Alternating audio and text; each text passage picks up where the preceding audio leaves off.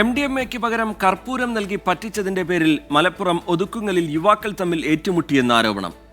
നാട്ടുകാർ ഇടപെട്ടാണ് യുവാക്കളെ ശാന്തരാക്കിയത്. എന്നാൽ പോലീസ് എത്തി പരിശോധന നടത്തിയപ്പോൾ ഒന്നും കണ്ടെത്താൻ കഴിഞ്ഞില്ല. ഒതുക്കുങ്ങലിൽ പെട്രോൾ പമ്പിന് സമീപമാണ് 3 യുവാക്കൾ ഏറ്റുമുട്ടിയത്. നാട്ടുകാർ ഇടപെട്ട് യുവാക്കളെ പിന്തിരിപ്പിച്ചു. ദിവസങ്ങൾക്ക് മുന്നേ ഒരു യുവാവ് മറ്റൊരാളിൽ നിന്നും MDMA വാങ്ങിയിരുന്നു. ഇത് കർപ്പൂരമായിരുന്നു.